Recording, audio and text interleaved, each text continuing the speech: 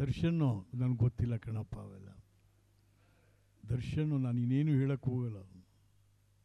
ನಮ್ಮ ನಾಡು ಕಲೆ, ಸಂಸ್ಕೃತಿ, ಸಂಗೀತ, ಸಾಹಿತ್ಯ ಇದೆಲ್ಲಕ್ಕೂ ಹೆಸರಾದಂಥದ್ದು. ನಮ್ಮ ನಾಡಿನಲ್ಲಿ ಕಲಾವಿದರಿಗೆ, ಸಾಂಸ್ಕೃತಿಕ ಲೋಕದವರಿಗೆ ಅನುಕರಣೀಯ, ಆಧರಣೀಯ ವ್ಯಕ್ತಿ ಡಾಕ್ಟರ್ ರಾಜ್ಕುಮಾರ್.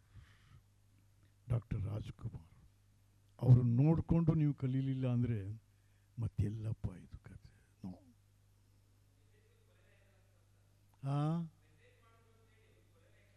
ಗೊತ್ತಿಲ್ಲ ಕಣಪ್ಪ, ನಮ್ಗೆ ಯಾಕದು ಸುಮ್ಮನೆ. ನೀನು ಆಮೇಲೆ ನನ್ನ ಕೈಲಿ ಉತ್ತರ ಹೇಳಿ ನಾನು ಸಾಕ್ಷಿಗೆ ನಿಂತ್ಕೊಳ್ಳಿ.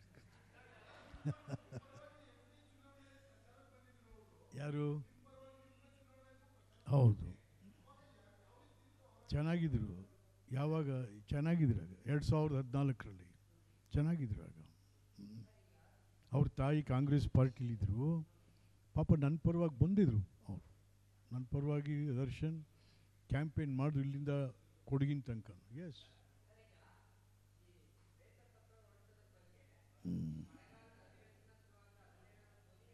ಎತ್ತೀವಿ.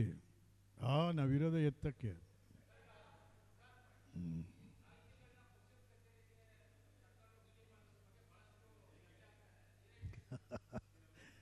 ಸಾಹಿತಿಗಳು ಬರಲಿ, ಬಟ್ ಸಭೆ ಮಾಡೋದಲ್ಲ.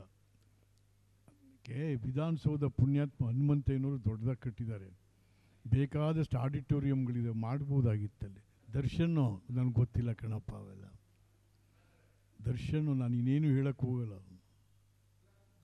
ನಮ್ಮ ನಾಡು ಕಲೆ, ಸಂಸ್ಕೃತಿ, ಸಂಗೀತ, ಸಾಹಿತ್ಯ ಇದೆಲ್ಲಕ್ಕೂ ಹೆಸರಾದಂಥದ್ದು.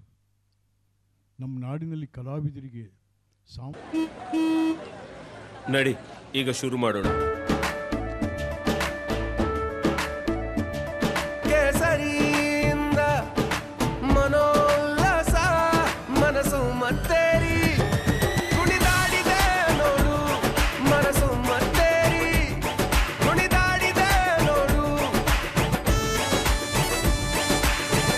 ಕ್ಷಣ ಕ್ಷಣವೂ ಆಚರಿಸಿ ಕೇಸರಿ ಹಬ್ಬ. ವಿಮಲ್ ಬಾಯಲ್ಲಿ ಹೇಳಿ ಕೇಸರಿ. ಸಾಂಸ್ಕೃತಿಕ ಲೋಕದವರಿಗೆ ಅನುಕರಣೀಯ, ಆಧರಣೀಯ ವ್ಯಕ್ತಿ ಡಾಕ್ಟರ್ ರಾಜ್ಕುಮಾರ್. ಅವ್ರನ್ನ ನೋಡಿಕೊಂಡು ನೀವು ಕಲೀಲಿಲ್ಲ ಅಂದರೆ ಮತ್ತೆಲ್ಲಪ್ಪ ಇದು ಕತೆ.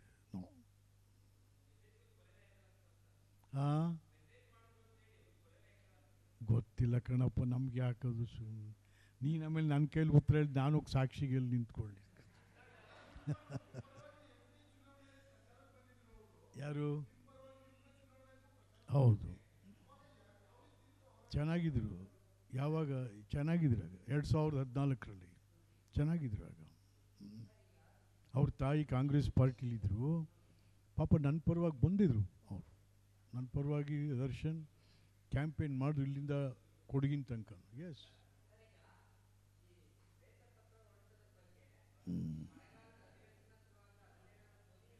ಎತ್ತೀವಿ. ನಾವಿರೋದ ಎತ್ತಕ್ಕೆ.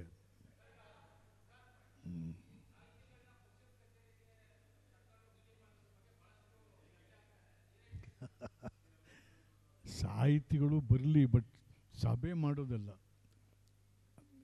ವಿಧಾನಸೌಧ ಪುಣ್ಯಾತ್ಮ ಹನುಮಂತಯ್ಯನವರು ದೊಡ್ಡದಾಗಿ ಕಟ್ಟಿದ್ದಾರೆ. ಬೇಕಾದಷ್ಟು ಆಡಿಟೋರಿಯಂಗಳಿದೆ, ಮಾಡ್ಬೋದಾಗಿತ್ತಲ್ಲಿ.